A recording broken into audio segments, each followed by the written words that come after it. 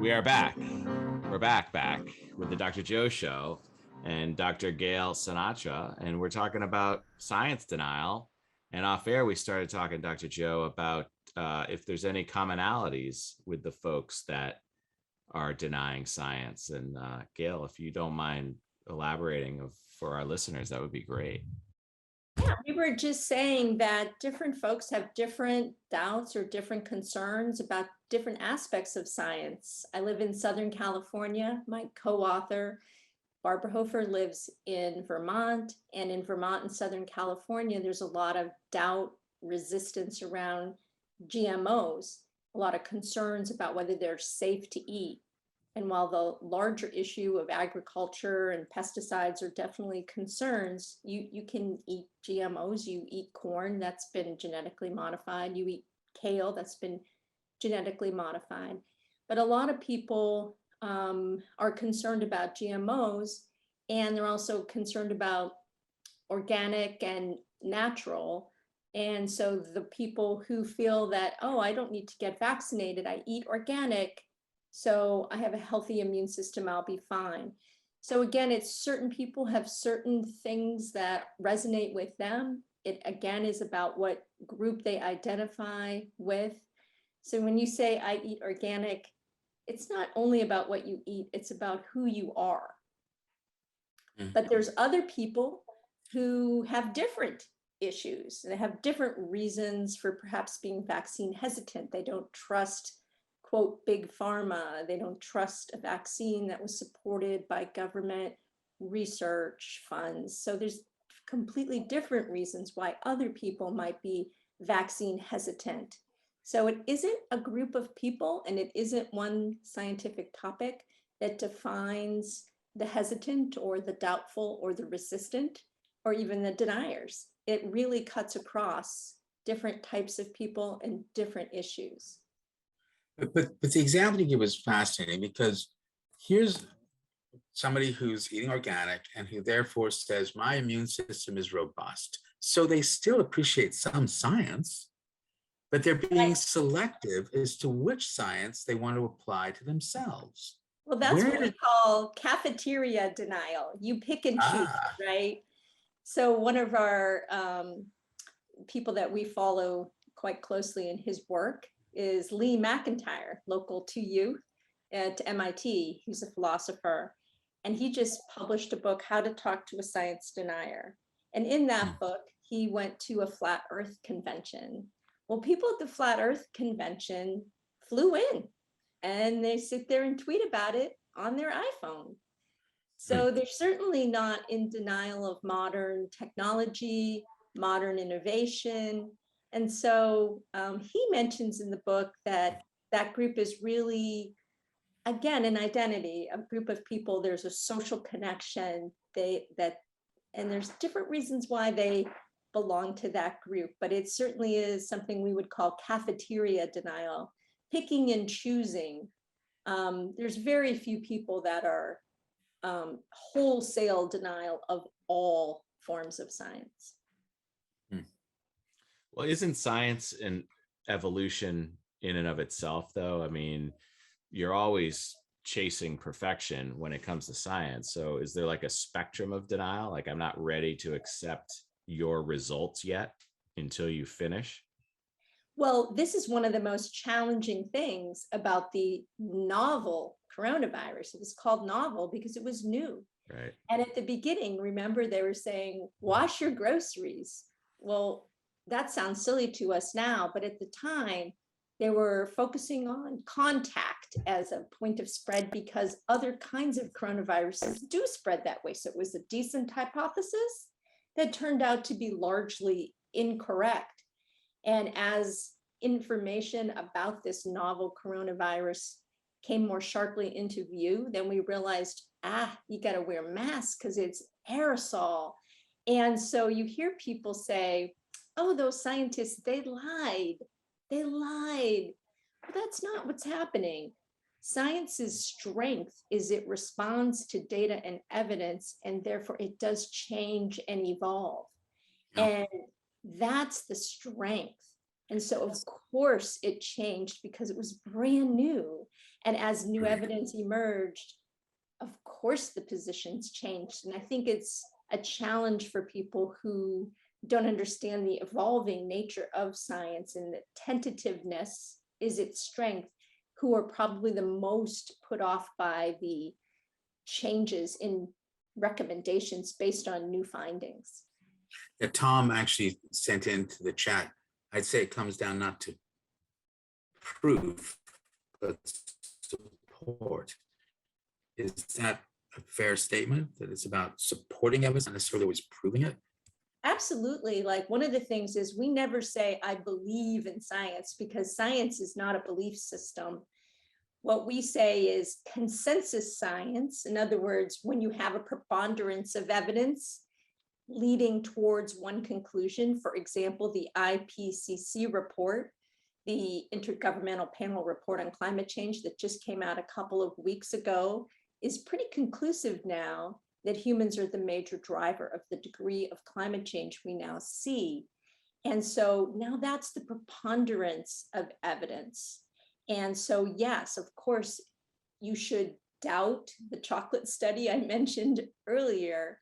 You should probably wait and see back in February 2020 if you should be washing your groceries still. But with the preponderance of evidence from the IPCC report, you can be pretty confident that we're far enough along in our understanding to say that we accept the scientific consensus that humans are contributing to climate change.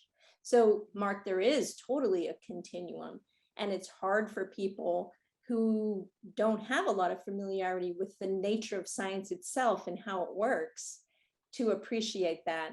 And we've seen in real time and that change this year with COVID. So we used to read science, quote unquote, facts in a textbook, but you don't realize, if that's your only exposure to science, that it's a messy human endeavor.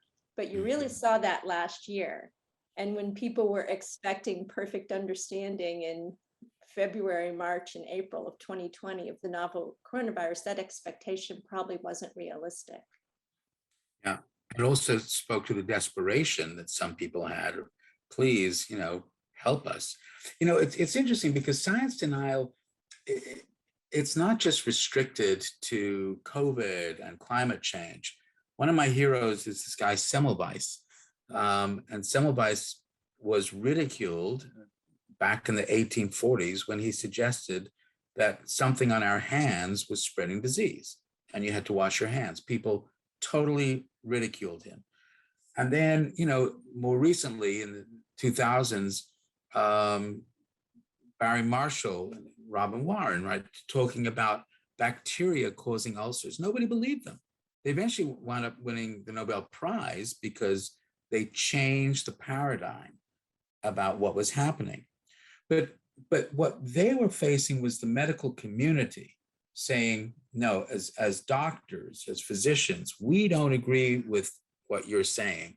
Can't be that simple.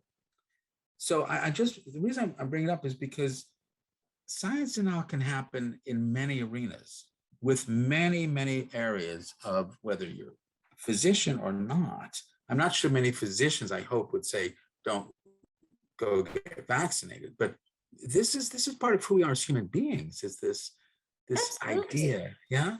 Well, science is a human endeavor. It's conducted by humans with all the strengths and weaknesses we all have as humans.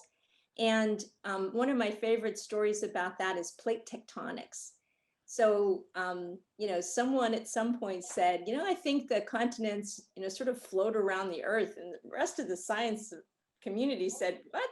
That's crazy talk. What are you saying? There wasn't a sufficient evidence at the beginning. And once the evidence accumulated, there was still some resistance. And it took a long time for the theory of plate tectonics and the movement of those plates to become broadly accepted. So you do see even the scientific community, scientists can be skeptical. It is an important part of science. So you definitely see that they resist too. But I think the key thing to remember there is that never believe a scientist or a study. You know, back to the IPCC, that has hundreds of studies and thousands of contributing scientists from multiple disciplines. And that tells a story that is coherent. And so you really don't want to believe a scientist with one study. You really are looking for the consensus view across multiple science studies and multiple scientists, because scientists are humans and individual scientists can make mistakes just like anyone else. But groups of scientists can too, right? Well, yes, back to the plate tectonic example, there was strong resistance on the part of the traditional stasis view that they did not want to resist. And a classic academic joke is, when does a paradigm shift? When all those professors retire, then it shifts, right? So again, we're humans, just like everybody else.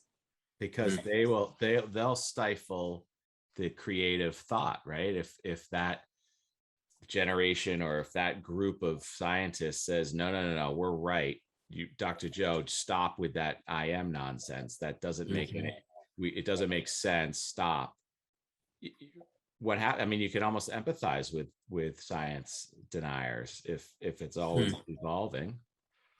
Yeah, it is always evolving, but you wait to the moment where there is a preponderance of evidence, and there are things that we would argue you should accept based on the preponderance of evidence. The Earth is spherical. The coronavirus is a virus that we can effectively evade with a vaccine, and climate change is exacerbated by human activity. So there's things that we do know, and it's time to jump on that bus. But sure, there are new scientific discoveries or new strands of evidence that will take years to catch on, and that traditional scientists themselves may also resist. But there's a difference between healthy skepticism and willful ignorance of preponderance of facts. And so that's a balancing act we all have to be sensitive to. What do you say? What do you say to somebody who is not an anti-vax, but says, I'm not going to get the vaccine because I had the coronavirus and I have the antibodies? That's science. Yeah, they do. They do. And they should discuss with their doctor the degree to which that protects them. That does give them some protection. I just read yesterday that those people, if they get the vaccine, are uber protected and in really great shape for not getting it again. So I would say to anyone, talk to their doctor and get, multiple points of view from medical professionals, and then make your decision based on that. I would definitely not say just crowdsource it with your friends on Facebook. That might not be the best way to get the most accurate point of view on a science. No, but one doctor, if you're going to your one doctor, right? That's not really a study of multiple doctors, right? So That's it's right. still evolving. Right. You should get multiple points of view. I do that. I have a primary physician and I ask her questions, and my nephew's an infectious disease doctor. Can't say that doesn't come in handy. I ask him questions. I read what other doctors are saying. I listen to Dr. Fauci. I see what's on CDC, and then I make my decision. So why do you think there's so much emotion towards people who are in different camps? So people who are science deniers are angry and about certain things, and people who are not science deniers are angry with the science deniers. So how do we come to terms with this? Well, we don't put people in groups like that, because what we say is individually we can each be in denial of a particular type of scientific finding. So we don't think it's that is a group of people who are science deniers. We think that each individual either accepts a lot of science or accepts some science or doesn't accept that much science. So it's not like there's a group that's specifically a group of science deniers and then another group. It's pretty, as we mentioned, cafeteria denial. There's people who deny some parts of science and there's acceptance of other parts. But yes, you're absolutely right. We're becoming increasingly polarized on political issues and then increasingly polarized on policy issues and increasingly polarized on scientific issues. You know, when I was younger, you went to school in Massachusetts. My last name starts with S. I remember lining up behind the kid whose name started with R. You got your shots, you went home. I don't even remember if there were permission slips. Maybe there were, but you got your vaccines and there wasn't much fuss about it. And it's really become very politicized, which I think is unfortunate because, you know, viruses don't attack political parties, they attack human bodies. And so that's really unfortunate that it's become politicized. But I think that's happened for a long time. Like, think about Richard Nixon started the EPA. Republicans were always very pro-science back early on, with science makes you more competitive. Science contributes to the strength of the economy. Science contributes to our safety as a nation. So it's people shift over time, and political viewpoints on science shift over time as well. Yeah, I think it's important for people to know that science denial is not something new and sort of unique to our day and age. It's been around for a long, long time. But you know what else has been around for a long, long time, and I'm so grateful, are our sponsors. And without our sponsors, it wouldn't matter what else happened, because they are the ones that support us. They are the ones that immunize us against being off the air. So with that in mind, Larry, let's take a commercial break and we'll be right back with the Dr. Joe Show. Stretch the